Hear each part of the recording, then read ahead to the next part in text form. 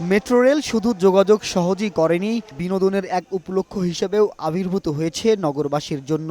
বিশেষ করে রাজধানীবাসীর ঈদ আনন্দ উদযাপনে নতুন মাত্রা যোগ করেছে দ্রুতগতির মেট্রো রেল।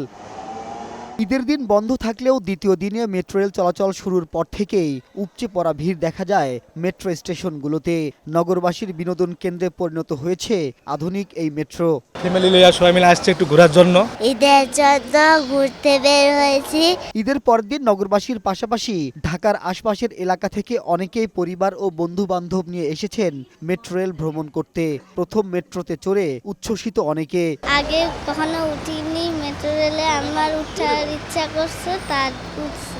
ওরা কখনো উঠেনি, মেট্রো রেলে ওদেরকে আজকে ঘুরাইলাম। যানজটের নগরীতে কর্মজীবী মানুষের সহজ বাহনে পরিণত হয়ে এখন বিনোদন হিসাবে মেট্রো রেল বেছে নিয়েছে নগরবাসী। ঈদের ছুটিতে সহজে এক জায়গা থেকে আরেক জায়গায় যেতে পারায় খুশি তারা। ঈদের সময় ওঠাতে ভালো লাগতেছে, একটু কম, ভিড় কম। মেট্রোতে মজা আছে, আর আমার আম্মু ফার্স্ট টাইম উঠছিল, তো ওনাকে নিয়ে ওঠার জন্য আর কি। মেট্রো রেলে চড়ে এক স্টেশন থেকে আরেক স্টেশনে ঘুরে ঈদের ছুটি উপভোগ করছেন নগরের মানুষ। তাই ছুটির এই কয়দিন আরও ভিড় বাড়বে বলে জানিয়েছে মেট্রো রেল কর্তৃপক্ষ। মাহবুব আজমি, বৈশাখী সংবাদ, ঢাকা।